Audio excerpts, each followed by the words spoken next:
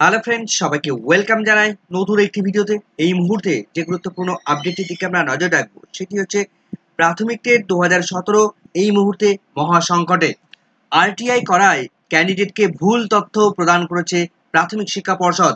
RTI করে পাওয়া ওএমআরটি ক্যান্ডিডেটের নিজেরই নয়, ফলে মামলা গড়ালো কলকাতা হাইকোর্টে।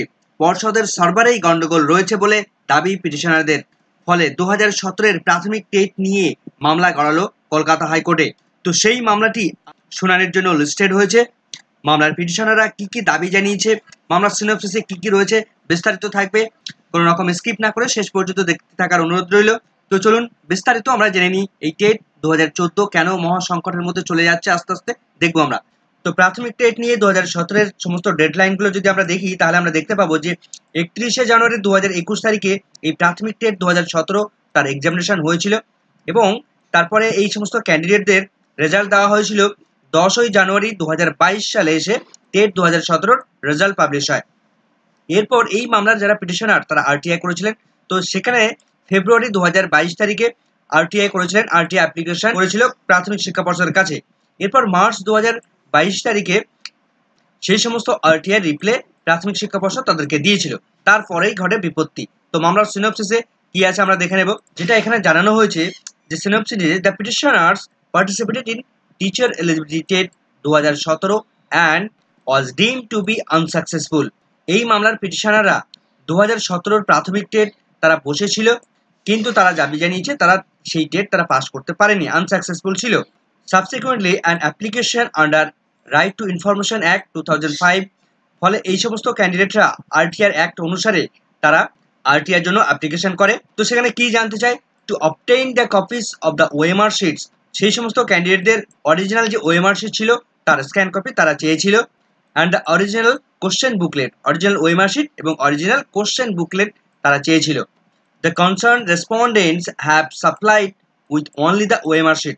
কিন্তু প্রাথমিক শিক্ষা পর্ষদ এই সমস্ত ক্যান্ডিডেটদেরকে শুধুমাত্র অরিজিনাল ওএমআর শিটের স্ক্যান কপি পাঠিয়েছিল, এই কোশ্চেন বুকলেট পাঠায়নি।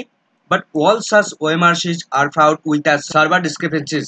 কিন্তু যে সমস্ত ওএমআর শিট তারা সাপ্লাই করেছিল সেই সমস্ত ওএমআর শিটের প্রত্যেকটা ওএমআর শিটের মধ্যেই সার্ভার ডিসক্রিপেন্সি রয়েছে, অর্থাৎ সার্ভারের মধ্যে গন্ডগোল রয়েছে বলে তারা দাবি জানাচ্ছে। কেননা সেই সমস্ত পিটিশনারদের প্রত্যেকটা ওএমআর শিটের মধ্যে ভুল ছিল, মানে সেই ওএমআর শিটগুলো অ্যাকচুয়ালি তাদের ছিল না। Therefore the instant writ petition, তার ফলে তারা এই মামলাটি করেছে।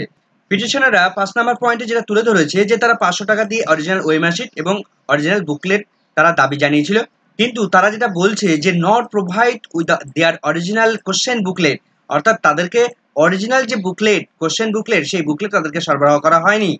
Which the petitioner submit after the examination invigilator, অর্থাৎ এই যে পিটিশনাররা তারা যে কোশ্চেন বুকলেট জমা দিয়েছিল ইনভিজিলেটরের সিগনেচার সহ, সেই ওএমআর শিট তারা দাবি জানিয়েছিল, কিন্তু সেই ওএমআর শিট তারা সরবরাহ করতে পারেনি। The board only uploaded the question booklet in their official website, but the same is absolutely illegal. প্রাথমিক শিক্ষা পর্ষদ তারা তাদের অফিসিয়াল ওয়েবসাইটে নর্মাল একটি কোশ্চেন বুকলেট তারা আপলোড করেছিল, কিন্তু ওই ক্যান্ডিডেটদের সেই ওএমআর শিট সেই কোশ্চেন বুকলেট তাদের নয়। পিটিশনার আরো মারাত্মক যেটা দাবি জানিয়েছে, ইওর পিটিশনার্স স্টেট দ্যাট, পিটিশনাররা যেটা জানিয়েছে the West Bengal board of primary education have manipulated the OMR sheet of TET 2017। 2017-এর প্রাথমিক টেটের ওএমআর শিটের মধ্যে প্রাথমিক শিক্ষা পর্ষদ তারা ম্যানিপুলেশন করেছে। In as much as for multiple questions there has been double marks of options of willfully mark your petitioners wrongly in the OMR sheets. পিটিশনারদের প্রদান করা যে ওএমআর শিট সেখানে ডবল মার্কস রয়েছে, যেটা পিটিশনাররা তারা ডবল মার্কস করেনি এবং সেটা ইচ্ছাকৃতভাবে সেই ভুলটা করা হয়েছে। সেখানে মাল্টিপল অপশানে গোল করা হয়েছে সার্টেন কোশ্চেন্স। তারপর ওএমআর শিটের মধ্যে যেখানে রোল নাম্বার ইনপুট করার জায়গা থাকে বা লেখার জায়গা থাকে, সেখানে আলফা নিউমেরিক যে বক্স থাকে ওয়ার নট শেডেড, যেখানে শেড থাকার কথা সেখানে কোনো রকমভাবে আলফা নিউমেরিক শেড সেখানে ছিল না। তার ফলে সেই ওএমআর শিট কিন্তু যখন এভ্যালুয়েশন হবে সেই ওএমআর শিট ক্যান্সেল হয়ে যাওয়ার কথা। কিন্তু যারা রেসপন্ডেন্ট রয়েছে অর্থাৎ প্রাথমিক শিক্ষা পর্ষদ তারা already check the OMR sheet, তারা সেই ওএমআর শিট চেক করেছে অ্যান্ড মার্ক দেম এবং তাদেরকে মার্কস দিয়েছে। তো তারা যেটা দাবি জানিয়েছে has been provided to them, তাদেরকে যে ওএমআর শিট প্রোভাইড করা হয়েছে আর নট দেয়ার ওএমআর শিট, তাদের ওএমআর শিট নয়। বেশ কিছু কোশ্চেনের ক্ষেত্রে সেখানে দেখা যাচ্ছে none of the option are shaded, অর্থাৎ কিছু কিছু প্রশ্নের ক্ষেত্রে সেখানে কোনো রকমভাবে গোল করা ছিল না। কিন্তু যেহেতু এই প্রাথমিক টেটে নেগেটিভ মার্কস ছিল না। 150টা প্রশ্নের মধ্যে 150টা প্রশ্নের কোনো নেগেটিভ মার্কস ছিল না।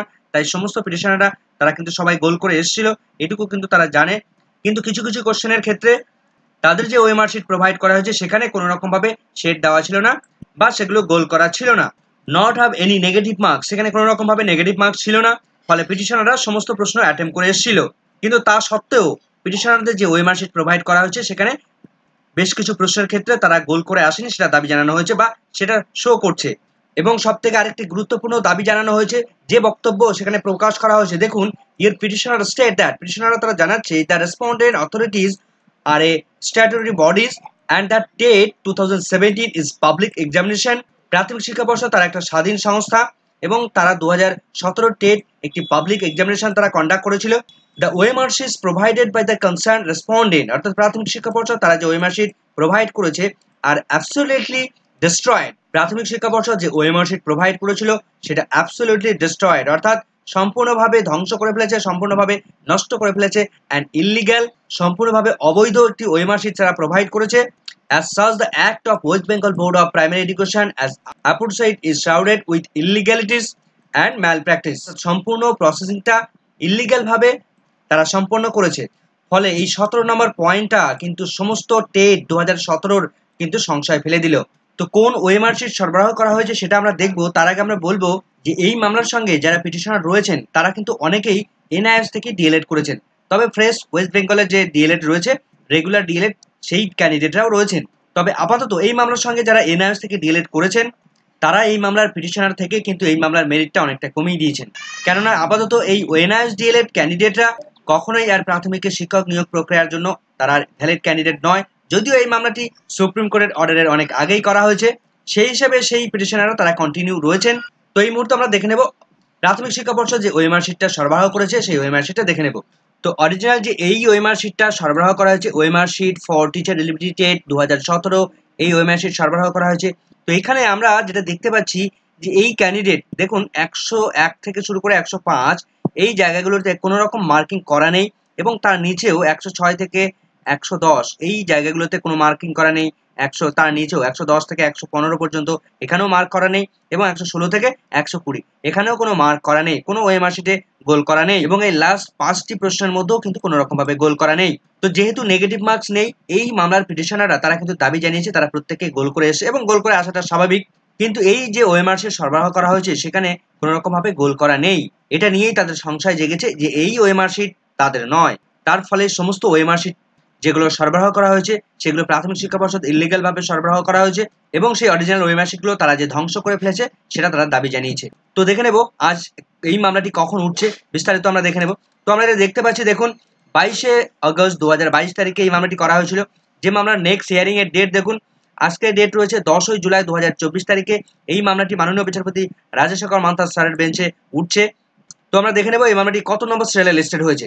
তো কলকাতা হাইকোর্টের অ্যাপিলেট সাইডে ডেইলি কজ লিস্টে আমরা দেখতে পাচ্ছি 10ই জুলাই 2024 তারিখে কোর্ট নম্বর 13তে মাননীয় বিচারপতি রাজেশেখর মান্থার তার সিঙ্গেল বেঞ্চে আজ 10:30টার সময় তিনি বসার পর এই প্রাথমিক টেট 2017 এর ওএমআর শিট সংক্রান্ত এই গুরুত্বপূর্ণ মামলাটি তিনি শুনানি করাতে চলেছেন।